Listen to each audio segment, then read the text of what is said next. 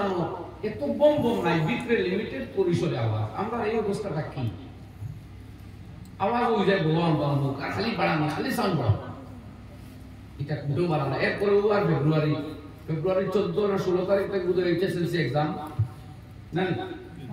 যারা কথা কভার করে দেয় কথা কভার করে, HSLC এক্সাম আরম্ভ হইব, ইলা কোনো অঞ্চল নাই যে অঞ্চলের পরীক্ষার্থী থাকতা না। তখন আপনি কি ওয়াজ বন্ধ করতেন, তখন টোটাল ওয়াজ বন্ধ করতে। আপনি তো ওয়াজ আরম্ভ করছেন ডিসেম্বর 31 জানুয়ারি 162 দিনে বরাক বেলি এটা ভাই বন্ধ করে চলি, ওই আর বন্ধ করে চলি, ও কথা কভার হয়, এটাও দুনিয়া হলো।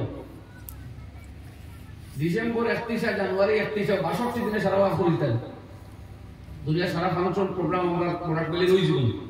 এখন আপনার সকলকে রক্ষা হতেই, প্রত্যেক অঞ্চলে স্টুডেন্ট আছেন, তারা পড়াশোনার মাসলা আছে। আজকে যে কম্পিটিটিভ যুগ, এ ভালো মার্কস হইয়া পাস করে না, তার কোনো ভ্যালু নাই। ম্যাট্রিকের সময় ফার্স্ট ডিভিশন পাস করলে বোঝা যেত বহুত, আজকে ফার্স্ট ডিভিশনের কোনো ভ্যালু রয়েছে না। ডিস্টিংশন, স্টার, লেটার ওটা হইলে একটু মানসিক খেয়াল করে। সুতরাং বাচ্চা বলি তো আপনার ওয়াজ এটাও চলতো, আপনি 1.5 মাস ওয়াজ বলি তো সারা সামলাইতে পারতেন। তো আপনার সাউন্ড আপনি নিয়ন্ত্রণ করুন। মাঠেও যদি ওয়াজ করেন কয়টা সাউন্ড বক্স দেন, মসজিদের মানুষের হোক না, কোনো একবারেই মানুষের হতো সাউন্ড বক্সে দিয়া মস্করাত মহিলা কোনো জমায়েত করিলেন, যারা ইচ্ছা সুন্দর লাগে ভারী বয় তারা ওখানে হইব, তারা পারে নাই। এই মাইক গাছও এবং মাঠও ইলাও হয়। গতকালকে বিরাট ফাংশন অনুষ্ঠান, কিন্তু মাইক বইছি বোয়া যান না, মাইক করা বাজে এত বেশি সাউন্ড লাগা, কিন্তু এক কথাও শোনা যান না, কারণ এত বেশি সাউন্ড লাগানি হয়েছে, বাড়াবাড়ি করে কোনো মাত বোঝা যায়। ও কিতাই তাই আওয়াজ করার নাম সব নেই। ওয়াজটা তো তিলাওয়াত না, খালি উল্লেখ সব। ওয়াজ হলে বুঝলে ফায়দা, না বুঝলে হচ্ছে আপনার কোনো ফায়দা হইবে। এই অবস্থা আমরা বুঝিতাম না, খালি বম বম দেখানি, সকলটা খালি জুড়ে জোর হওয়ার মকসুদ নাই আমরা। এর লাগে এখন যখন পরীক্ষার সময় আছে, চলো তম্পু দর্প হাওয়া হদিদর্প, আপনি তাল মারিয়া চলেন। এই 1.5 মাস আমরা ওয়াজ বন্ধ করি পারতাম, আমাদের HSLC বাদে আরম্ভ হইব HS ক্রমাগত পরীক্ষা থাকবো, আর এমন কোনো মাসও নাই যে মাসও পরীক্ষা নাই। সুতরাং আপনার ওয়াজও চলতো, তার ঘোড়াও চলতো, ঠিক আছে না? কথা সীমিত পরিসরে আমরা সাউন্ডের নিয়ন্ত্রণ করি। আচ্ছা ঠিক আছে, এই সময় মাইক একটু মহল্লার দরকার হলে কিমান দিলা, এক্সামের সময় টোটাল মাইকগুলো বন্ধ করুন, আর প্রোগ্রাম চলো। কিন্তু দীর্ঘ প্রায় মাসখানেক আছে, 1 মাস তো একবারে ওয়াজ না হলেও পারতাম। তখন আপনি সাউন্ড বক্স করেন, কোনো পারমিশনও লাগতো না, হ্যাঁ। আর ইটার কারণে তো হাটগড় পোহানো লাগতো না। আপনার খুব মসজিদও কোন জায়গা ইমাম সাহেব নামাজ পড়াইতা সাউন্ড বক্স থাকে না মসজিদ, ডেইলি কিটা পারমিশন আর যায়নি তা না, খুব করা মাতক করা মুদ্দি মাতক তো ওরকম চলো তো আমরা এগুলো তোরা বাড়াই দেখতো সাউন্ড বক্স। অন্তত হরুতারে ক্ষতিগ্রস্ত করা যাইত না। আজকে 2 বছর আগে আমার মনে পড়ে, এ জায়গাতে আমি ওয়াজ করি আইয়ালে জানছি, যখন অন্য ধর্মীয় ভাই তার বাসা, তার মা অসুস্থ, আইয়া ওয়াজ কমিটির 2 জন অনুরোধ করছেন যে গাছ মাইকটা আমার বাড়ি মুখা দিও না, আমার মা বসে বলে এরা জজবাই মানছে না, মাইক দিয়ে ছাড়ছে। আমি জানছি না ওয়াজ আগে এই জায়গাতে আমি ওয়াজ করলাম না, ওয়াজ করা বাদ দিয়ে গেল।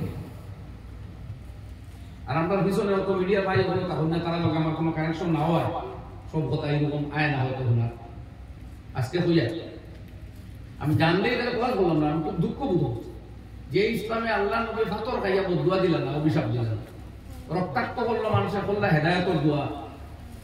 এই ইসলাম শিক্ষা মুসলমানের ওয়ারে বলতে কষ্ট দিতাম ওয়াজ দিয়ে, ওয়াজ তো আমার সমাজ গড়বা লাগে, ফায়দা পৌঁছাইবার লাগে, লস করার নাম তো ওয়াজ না ভাই। গতিকে আমরা ইসলামী শিক্ষার ভিতরে পুরোপুরি আই যাই ইনশাআল্লাহ। আমরা ওয়াজ, আমরা নসিহত, আমরা মসজিদ, আমরা এডুকেশন সিস্টেম, আমরা আমল দ্বারা দুনিয়ায় শান্তির পথ পাইব। জুড়ে একবার সবাই বলি ইনশাআল্লাহ। তবে শর্ট করলে ইসলামিক গাইডলাইন এবং ইনস্ট্রাকশনস মানিয়ে হতো। যদি আওয়াজ বাড়ানো যায়, আপনারা আমি এক্সাম্পল দেব, বুখারী শরীফ দিন দেশানে কিতাবে মাগাজিতে হাদিস, হযরত রাসূল করিম সাল্লাল্লাহু আলাইহি ওয়াসাল্লাম এক জায়গায় যুদ্ধের ময়দান থেকে ফেরত পাওয়ার পথে সাহাবায়ে কেরামে ফাড়া উঠিত্রা ঘুরে ঘুরে বলে আল্লাহু আকবার, আল্লাহু আকবার। নবীজি কইলেন ইন্নাকুম লা তাদউনা আসাম্মা ওয়ালা গায়বা, তুমি তো কোনো অনুপস্থিত বা খালুয়া হয়ে করে ডাক করায় না যে ঘুরে ঘুরে কইলেন হুমবা বেশ, বরং ইরবাউ আলা আনফুসিকুম, মধ্যম পন্থা অবলম্বন করো, নিজের উপরে চাপ দিও, স্লো আওয়াজে ডাক কইলেন হুমবা। বুঝলেন না কথা? আপনারা কোন সময় কোন কথার জজবায় আমরা কই জুড়ে হোক কা পুরে হোক আলহামদুলিল্লাহ, এটা অলসতা বা গুণ টুম যাওয়া এবার লাগে হওয়া হয়। কিন্তু প্রকৃতপক্ষে জোরে করার যে সওয়াব বেশ কোনো অবস্থায় হতো না। এর লাগে আমরা ওয়াজগুলো বুঝার জিনিস আপনার মাহফিল আওয়াজ থাকতো, প্রয়োজনে আশপাশে যাওয়ার চাহিদা থাকে সীমিত পরিসরে দেখবো, একবারে মাইক 10-12টা লাগাইয়া বম বম রাখিলে মানুষের বলে আওয়াজ হইছে কিন্তু ডাক আওয়াজ। ও আমরা এখন মূল চূড়াত পানি না দিয়া ফেরুজ সুরাত দিয়া খালি আমল করি। মসজিদের ডালাই লাগি যে পরিমাণ মেহনত, টাইলসের লাগি যে পরিমাণ কালেকশন, ইমামের বেতন বাড়ি বলে কোনো কালেকশন হয় না। দুর্ভাগ্য আমরা, অথচ পাহাড় মসজিদ ভাঙ্গিয়া টাইলসের মসজিদে নামাজ পড়লে হাত সওয়াব বেশ বেশ দোষ নাকি অতিরিক্ত মিলবো পাও, কেউ কোনো আমার ভাইয়া আমার দেখা যায়। কিন্তু ইমামের বেতন বাড়াইলে সওয়াব বেশ হইব, চান্স আছে। কারণ ইমাম সাহেব যদি তাকওয়া ওয়ালা থাকুন, চাইনা সুকুনের সাথে নামাজ পড়াই, তান করে যদি তাফসীরের কিতাব এখান থাকে, হাদিসের কিতাব এখান থাকে, ফিকহের কিতাব এখান থাকে, নামাজের মাসাইল সম্বন্ধে জ্ঞাত হইয়া তারপরে নামাজ পড়াইতে আপনার নামাজের মাকাম বাড়িব, আপনার নামাজের রুতবা বাড়িব, আপনার সব বৃদ্ধি হইব। আমি এই কথাটা কইয়া আজকে আপনারা ইয়াদ রাখেন না। ইমামের বেতন বাড়াই যদি তান চাইনা সুকুন দেই, তে নামাজও তার মন বেশ থাকলে আপনার নামাজের রুতবা বাড়িব আল্লাহর দ্বারা। কিন্তু ইমামের বেতন মসজিদে তো গেলেও গুণা যায়, সান্তার বুদ্ধি রক্ষা কথা কোন ডালাই করতাম বাজু করতাম, এটা বাধা মুখে যাবে, কিন্তু মূল চূড়া ফানি নাই। আরে ভাই খাজুর গাছর সানিয়ালা মসজিদও তো 50,000 টাকা তোর সব না দিয়ে হাজার পড়লে আল্লাহ নবী তোমার আসলো মসজিদে নববী কই না। এখন যে পরিমাণ জন্ম লইছে ও জন্মলে সব বাড়াইছেন না, নবীর মসজিদ হয় সব বাড়ছে, খাজুর গাছর সানি আছে। তো আমরা মধ্যে সেই রুহে বিলালি আনা দরকার।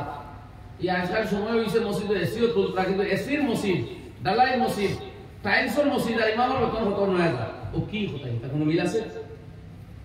মসজিদে মুরসিয়া খা হ্যায় কে নামাজি না রহি, यानी वो साहिब औसाफ जमाली ना रही।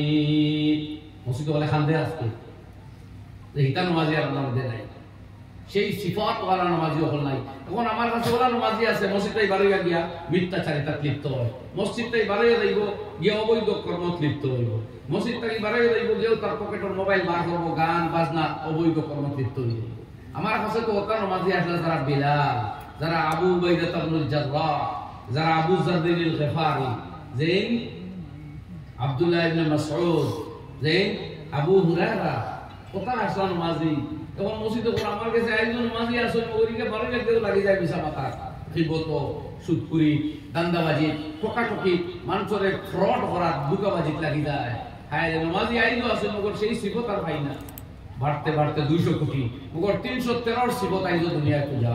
সেই বদরের উপস্থিত যে 313 সাহাবায়ে কেরাম, যারা আল্লাহর নাম পড়িয়া দোয়া করলে দোয়া কবুল হয়। বুখারী শরীফের চ্যাপ্টার আছে আসমাউল বদরিয়িন, বদরি সাহাবী আল্লাহর নাম ইমাম বুখারী সব আনছেন না, 20-22 জনের নাম আনছেন কয়েকজন, কিন্তু মুহাদ্দিসিনে কেরামে কইতে এই চ্যাপ্টার পড়িয়া দোয়া করলে দোয়া কবুল হয়। সেনে যে বদরের যুদ্ধে শরীক হওয়া কয়েকজন সাহাবীর নাম আছে, এর স্যাক্রিফাইস পৃথিবীর ইতিহাসে প্রসিদ্ধ স্বীকৃত আল্লাহর দরবারে। সেই সিফত আপনার মধ্যে আনা দরকার। আমরা ওয়াজেও আমরা অনেক সময় নিয়ে দেখা যায় ওয়াজ কেন্দ্র করে আমরা বিভ্রান্ত আদর, ওয়াজ মানার নসিহত, উপদেশ, এই শব্দই তো আমরা পথ হওয়াই দিত। আর এখন পর্যন্ত পৃথিবীর জমিনের সমাজও যেটুকু আম মুসলমানের মধ্যে দিনে কিছু থিঙ্কিং চিন্তাধারা আছে, ও আলিম উলামার এই জাতীয় প্রোগ্রাম মাহফিল আর আলোচনায় তো আছে না ভাই, হোক না? আলিম উলামার এই মেহনতে আজকে হয়তো আমরা মধ্যে বিভিন্ন ত্রুটি আই গেছে, আমরা অনেক অনুষ্ঠান আনুষ্ঠানিকতা লিপ্ত হয়ে গেছি, কিন্তু আলিম উলামা এই সিলসিলা জারি করিয়া যাওয়াই তো দুনিয়া মুসলমানের মধ্যে মুখে মুখে কিছু ইসলামী চর্চা আছে না, না আছে। তবে হ্যাঁ, এটারে আজকের সময় আরো ব্যাপক করে হইতো। আমরা ওয়াজ সিজন এগুলো বানাই গেছি, জানুয়ারি ফেব্রুয়ারি মার্চ বা ডিসেম্বর ছাড়া ওয়াজ করি। ও ভাই আগে কইলা যে জিনিসের টাইম শরীয়তে দিছে না, এগুলো লাগি টাইম মুতায়ন করিলে বেদাত হয়, ওটা নয় হুল্লা। তখন বেদাত ঠিকাদারি বানাইলি না কোনো দৌড় দে যে ওরা করলে বেদাত হইব আর আমি করলে সুন্দর তুই বুঝলা কোন বেদাত। আমার এবার যে জিজ্ঞাসিল বেদাত দেখে বলে যে বেদাত করে সে বুঝলেন, তুই এই উত্তরটা খুশি হয়েছিল না, তুমি ছাড়া আমি ধরো নাম কইতা, আমি ঠিকাদারি লইছি না, যে বেদাত করবো হে বেদাত তুইব বলা না না, ঠিকাদার হয়তো শুন যে যেখান করবো বেদাত শুনো করলেও, আর আপনি যেখান কথা শুনলো কথা ওরকম দেখুন, আপনি দল বেদাতি হয় না। বেদাত করে যারা ওরা বেদাতি হয়